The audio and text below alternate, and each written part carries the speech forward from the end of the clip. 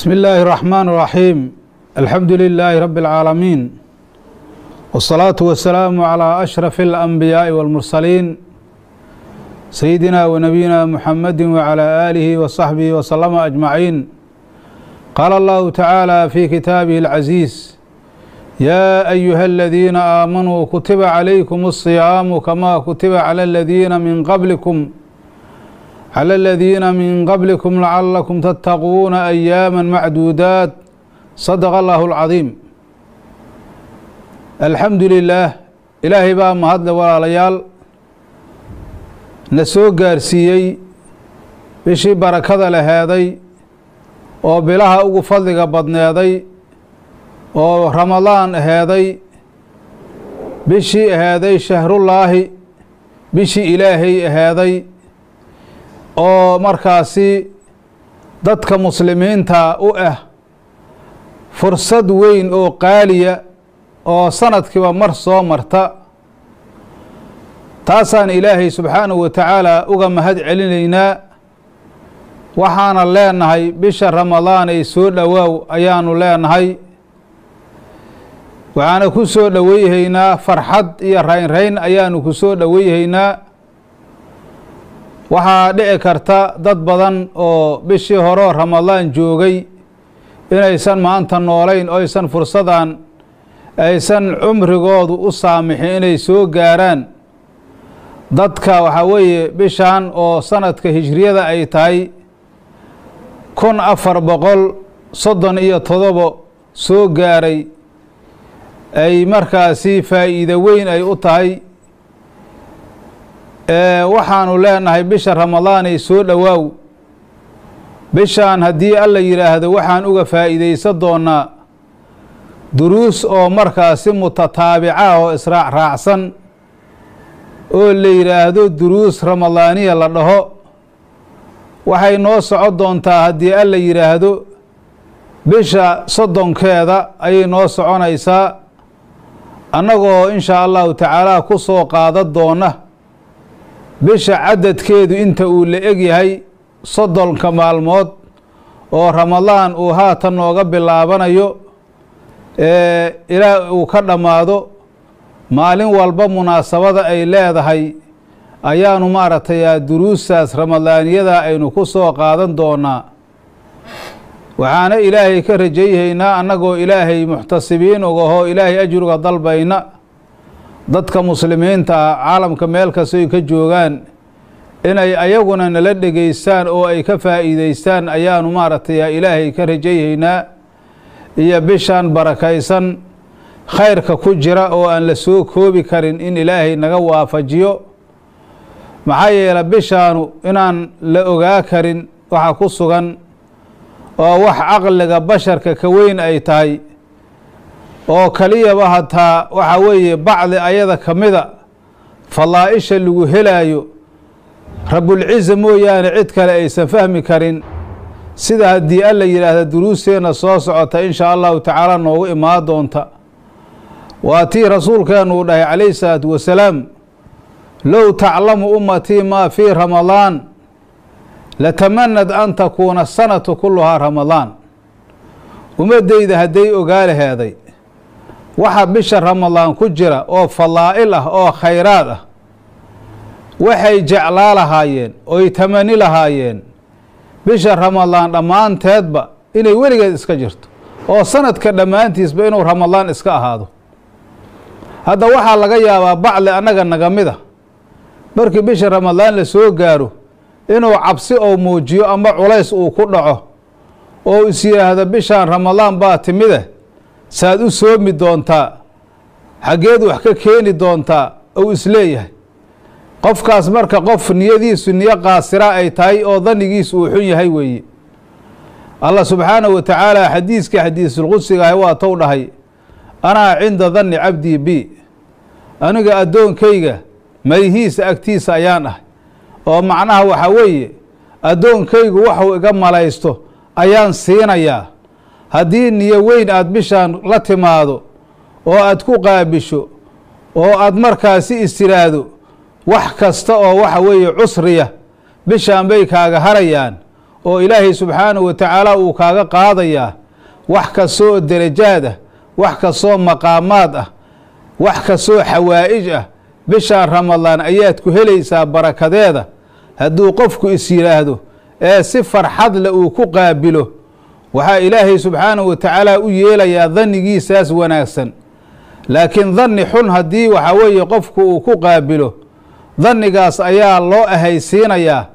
marka waxaa la rabaa inaan ilaahay danni wanaagsan aan u samayno oo rugniga kan weyn oo arkaanul islaam ka mida oo 5 ah inaan maaragtay ku gudanno sidii ilaahay uu talagalay, si farxad leh aanu ku soo dhoweyno oo aan markaasi soo dhoweyno bishatan farxadna aanu ku soo dhoweyno. marka ay naga tegaysane aan dhahno waanu ka xunnahayo ramadaanay inaad naga baxdo waa ka murugsannahay, sida asxaabta nabigeenna iyo dadkii ahlullaahidaahi ay dhihi jireen bisha ramadaan. inaan sidaas niraahdo ayaanu kaga baahan yahay. fursad kasta oo waxa weeye naga maqneeday oo waxa weeye iyo xaajo kasta oo naga cusleeday, sida insha allahu tacaala duruuseena aanu ku qaadan doono, waxaanu maaragtay ku helaynaa bishaan barakaysan oo ramadaan ayaanu ku helaynaa. marka hadda waxa weeye darsigeenaan ugu horeeya waxaanu ku soo qaadanaynaa fardiyatu soomi ramadaan. bisha ramadaan in la soomo farad inay tahay oo ilaahay subxaanahu wa tacaala ummaddiisa ummatul muxameda ilaahay uu ku farad yeelay ayaanu maaragtay ku soo qaadanaynaa. waa marka darsigeenni koobaad ayaa sidaas ahaanaya. marka hadda intaanan waxaa weeye duruustaas aanan gelin, bisha ramadaan wax yar oo markaasi ku tacalluqaaya oo wax yaroo ka horeeya ayaanu wax ka soo qaadanaynaa. markii hadda la yidhaahdo siyaam markii la dhaho wuxuu iska leeyahay luqo iyo sharci buu iska leeyahay. xagga luqada waxaa la yidhaahdaa waa iska muطlaqul imsaak, wax uun laga af haystaa la yidhaahdaa. maxaa yeele luqada markii la yidhaahdo soom oo bimacna alimsaaka qur-aanka ayaa laga helayaa. maryamo binti cimraan nebiyullaahi ciisa hooyadiisa markii waxaa weeye nabi ciise ay dhashay oo ilaahay uu ku tacliimiye dadka u imaanaya inay ku tiraahdo anigu waxaa weeye inii nadartu liraxmaani sawman falan ukalima alyowma insiya dheh, saas ayaa la yidhi. oo anigu waxaa weeye allah raxmaankaa waxaa ugu nadray soom. soomkaas macnihiisu waxaa weeye imsaaq weeye, imsaaq can ilkalaam weeye markaas. ee hadda soomkan hadda aynu meeshaan ka gelayna ma ahan, waa soom luqawiya. falan ukalima alyowma insiya, marka soonkaas oo xaggaasa waxaa la yidhaha luqada xaggeeda waa macnaha imsaaq uu ku yimaadaa. soonka hadda waxaa weeye noo dhashay oo aanu soomaynane waxaa weeye markaasi asagu waa kii sharciga ahay weeye, oo alimsaaku can ilmufdiraat. soonka sharciga waa midka haatan aynu gelayno, waxaa la yidhaha in laga af haysto waxyaabaha mufdiraadka hoo soonka jebiya. haddii insha allahu tacaala waxa soonka jebiya duruusteena anay ka mid ahaa doontaa. ilaa quruubi min alfajri ilaa quruubi shamsi aw min duluuci alfajri ilaa quruubi shamsi. waxaa weeye fajarka saadiqa ah oo salaadu ay ku dhalanayso laga bilaabo ilaa markaasi waxaa weeye maalintaas qoraxdeedu ay ka dhacayso biniyatin makhsuusatin weeye, niyo makhsuusa ayadoo markaasi ay jirto maalintaas. waxaa weeye waan ku tegi doonaaho maalin walba markaasi in la niyeyso soonka ayaa la doonayaa, oo niyadaas makhsuusada ah ayadoo lagu soomaayo ayay waxay tahay laga bilaabo waktigiisa fajarka saadiqa ah ilaa markaasi waxaa weeye qoraxdu ay ka dhacdo.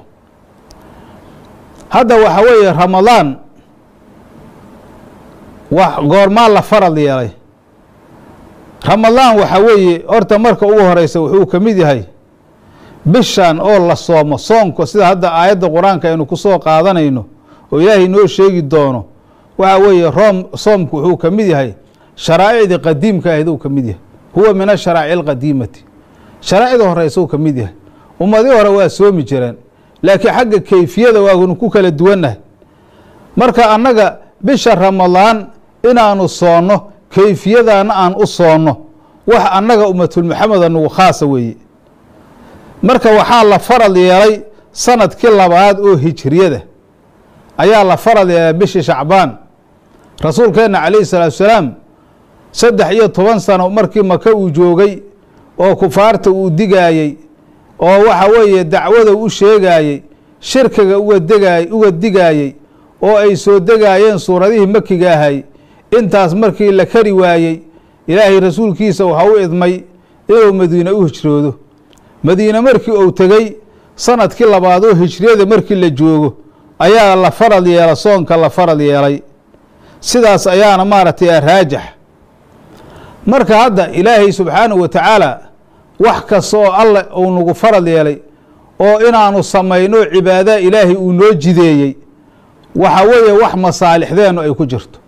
waxaa laga yaabaa dadka bacdigood inay u arkaan soomku inuu naftooda dhibaato ku yahayo shay nafta lagu jarribayo dhibkeeda inuu yahay. ma aan arrintu sidaas ma ahan. wax kasta oo ilaahay noo jideeyey oo ilaahay noo xalaaleeyey oo markaa haddana takaaliifna loo kaga dhigay oo nala saaray waxay noqonayaan waxyaabo markaasi annaga maslaxadeenu ay ku jirto.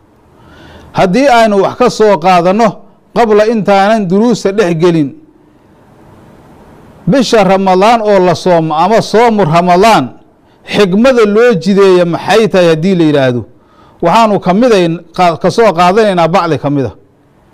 xigmada soonka waxaa ka mid a sixatul jismi, jirka ayaa ku caafimaadaya. waad aragteen hadda caafimaadku nolosha qaaliga ahoo xayawaanku ku nool yahay midda ugu horeysa weeye. mar haddii aan caafimaad qofku uusan haysanin noloshiisu wax qiimaa kuma fadhido. marka midda ugu horeysa oo soonka laga helaayo waxa weeye waa sixatul jismi, jirku inuu ku caafimaado. waxaa markaas laga helayaa soonka kasru shahwa waxaa laga helayaa kasru nafsi wa shahawaad, nafta in la jebiyo oo kibirka iyo isla weyninka laga jebiyo iyo shahwada in la jebiyo ayaa waxa weeye xigmada soonka ka mid a. wa qahri shaydaan, shaydaanka la qahro ayaa ka mid a. maxaa yeele shaydaanku ummadda waxuu ku yahay cadowgeedu waaye. ilaahay waa tou dhahay ina shaydaana lakum caduwun fatakhiduuhu caduwa. qofku haddii waxa weeye amarka ilaahay uu fartoomo oo cibaado kasta uu sameeyo oo ramadaankii hadda maaragtay aanu haatan joogno oo bishii ramadaan aanu soomayno soon aanu la imaanayno, soonkaas waxa weeye shaydaanka waa qahraya, waa dulaynayaa. maxaa yeele shaydaanku wuxuu jecel yahay insaanka wuxuu markaasi ku halaajiyo oo macaasi ugu rido oo waxa weeye biri qiyaamo waxa weeye uu halaajiyo naarta ugu rido ayuu doonayaa. qofku marka haddii uu soomo shaydaankii markaasi niyo xumaa ku dhacaysa. qof shaydaankii qahray oo ka xoog badiyey oo ka awood badiyey ayuu noqonayaa. waxaa kaloo xigmada ka mid a soonka diibulfami cinda allaahi tacaala. qofka waxa weeye afkiisu inuu diib noqdo oo afkiisu uu wanaagsanaado. xadiis waxaanu ku degi doonaa uu leeyahay wala khafuufu fami saa'imi adyabu cinda allaahi min riixil miski. qofka soonkaa xayaabada ama dacarta afkiisa fuulaysa waxay ka caraf badan tahay ilaahay agtiisa riixda miskiga. miskiga wax carfa wax ugu caraf badan weeye. ilaahay agtiisa saasay ka caraf badan tahay. oo markii waxa weeye dadku ay riixdaasu ay sankooda ku dhacdo way kahanayaan, laakiin ilaahay agtiisa riixulmiski ayay ka caraf badan tahay. marka waxa weeye afkiisi cuntadii markii uu ka soomo, cabitaankii uu ka soomo, kalaamkii markaasi faaxishkahay uu ka soomo, waxa weeye afkiisi baa diib noqonaya oo af oo wanaagsanaada ayuu noqonayaa. maxaa yeele sidaas ayaa waxaa weeye xadiiskaas ku soo arooray. soonka xigmada loo soomaayo iyo faa'iidadiisa waxaa ka mid a safaa'u lqalbi. qofka qalbigiisa saafi u noqonaya. waxyaabihii xumaay xaqdigii iyo xasadkii amraasha oo qalbiyada ah oo uu ka mid yahay, xasadku uu ka mid yahay, xaqdigu uu ka mid yahay, waxyaabo badan oo dulliyaad ay ka mid yihiin ayaa ilaahay subxaanahu wa tacaala qalbigiisa u ka tiraya. markaas waxaa weeye qalbi saafiya ayuu yeelanayaa qofka saa'imka. waxaa soonka markaa faa'iidadiisa ka mid a أما حكمة اللو سوماي غفران ذنوب ذنبي قال غفايا وحوي قفك مركاسي بشهر رمضان سوماي حديث وحانو كتغي دونا مارته وذبه مغفور قفك وحوي صائمك ذنبيسو مغفور واي والو دافايا ذنبي داف ايو كهيليا وحو كهيليا هو كلانتود عظيم الاجر اجر وين ايو كهيليا اجر كرمضان كلغي هلايو sidaanu duruuseena ku qaadanayno wax la soo koobi kara ma hayla hadith waxaan qaadan doonaa kullu amal ibn aadam lah illa sawm fa innahu li wa ana ajzi bihi ayaa ilaahi subhanahu wa ta'ala hadith al-qudsi oo dhihi doona waxa laga helayaa soonka oo xigmada loo soomay ay kamid tahay ama faa'iidadiisa ulul manzilati fil aakhirati aakhira waxa weeye darajo saro inuu qofku uu gaaro oo ilaahi subhanahu wa ta'ala صونكاس أعلى فراديس الجنان جنوي كمدة أغسر رئيسه أو جنات الفردوسة إلهي سبحانه وتعالى إنه قليه قفك صائمك وهو هدني هليا الإنصاف بوصف الملائكة إنه كسفوه صفة ملائكته يكسفوه دي ملائكته وحوية وحنا عنان وحنا معبان وحنا مركة شهوة مقتان قفك مركة ودو صائم يومانت سوميه وحنا معونايو وحنا عبي مايو وحنا جماع مايو معناه وحوك تغيا قفكو شهوة البطن وشهوة الفرج لبداس وك تغيا marka labadaas markuu ka tago wuxuu yeelanayaa sifadii malaa'ikta ayuu yeelanayaa marka waxaad noqonaysaa marka saa'im tahay qof ku sifoobay sifada malaa'ikta ku sifoobay ayaad noqonaysaa waxa laga helayaa markaasi القرب من الله جل شأنه أو جل وعلا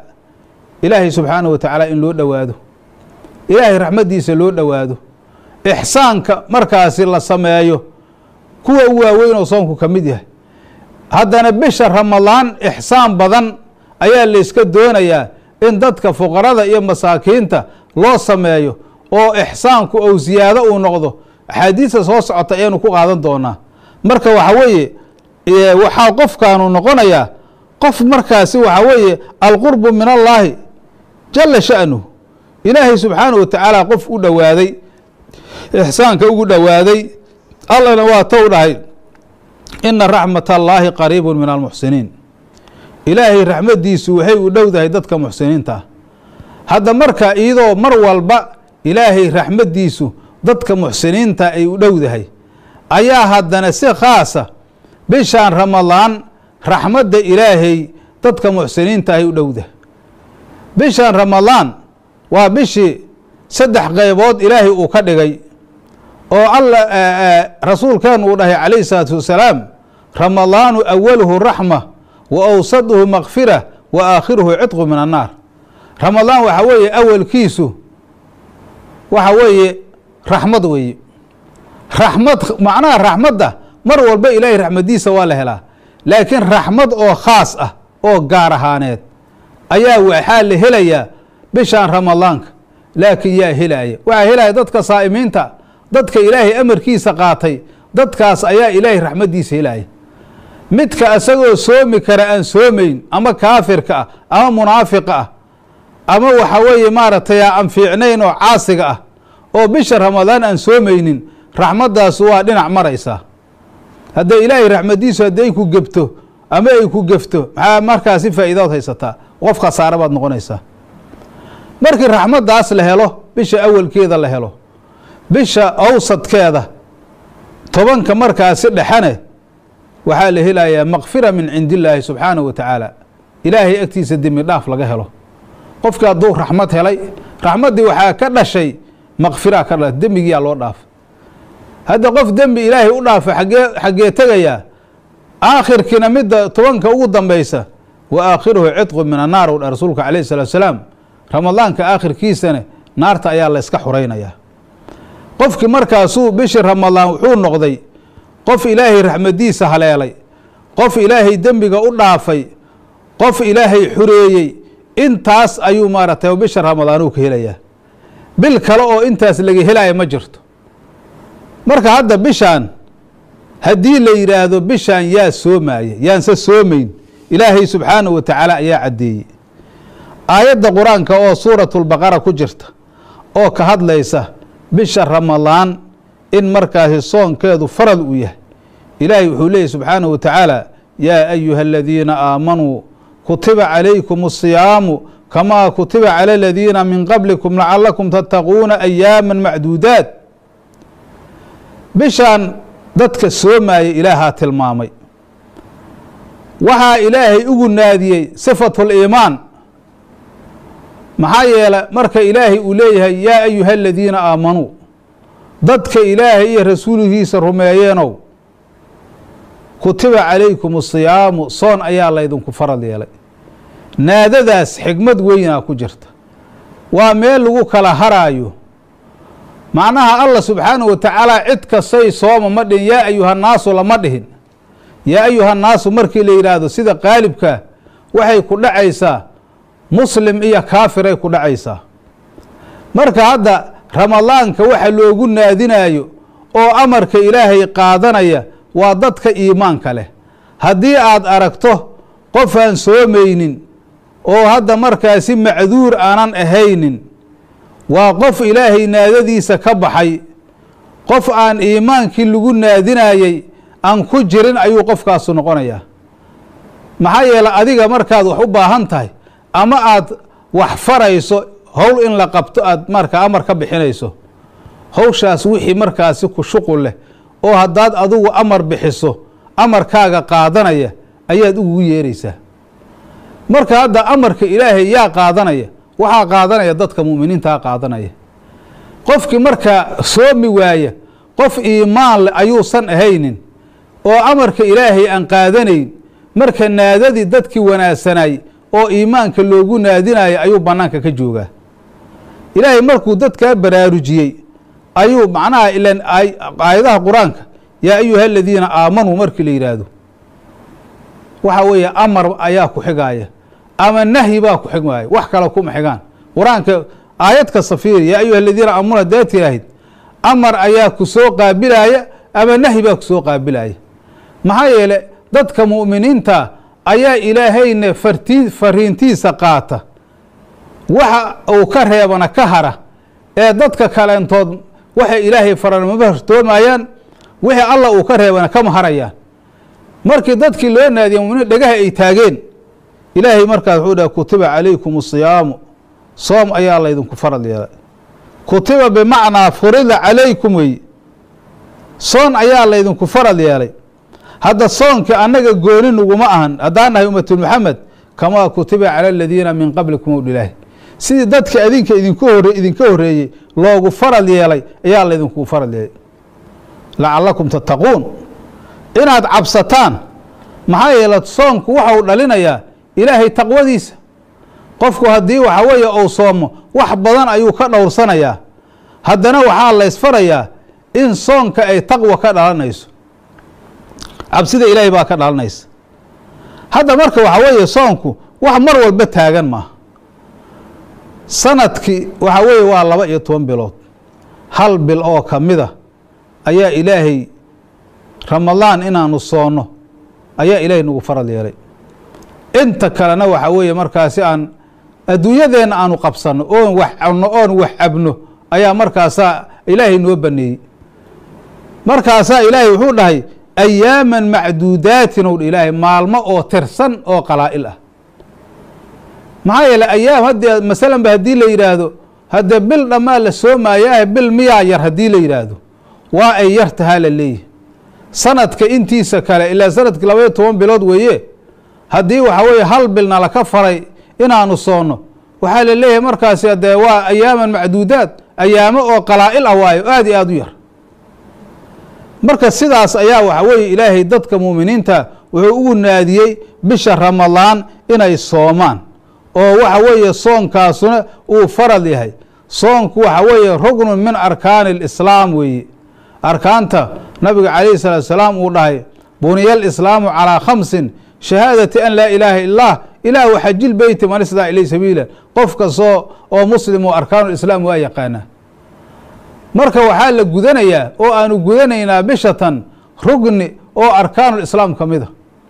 haddana rugni markaasi camalkiisu daa'imaayo maahano, waxa weeye sanadkii hal mar ayaa markaasaa rugnigaasa lala imaanaya salaadoo kale ma ahan 24 saacba 5 jeer ayaa salaada la dukanayaa shahaadateyinkana hadda qofku hadduu kaafir ahay hal mar uu ku dhawaaqaya hadduu muslimnimo ku dhashana hadda waaba muslimo shahaado la dhihi maayo marka sidaas ayaa waxa weeye bisha ramadaan ay u tahay faral u tahay faa'iidadaas ay leedahay waxaanu marka ku socon doonaa duruusteena ramadaan darsigii koowaad kaas uu yahay inaanu qayb aanu soo qaadano waxaanu hadda markaas sii socon doonaa qayb kale oo markaasi fardiyatu soomi ramadaan iyo fadaa'ilishiisa laakiin darsigeena koowaad oo kamid ahay duruusteena ramadaaniyada intaas ayuu noogu eg yahay wallahu subhanahu wa ta'ala a'lam wa salaamu alaykum wa rahmatullahi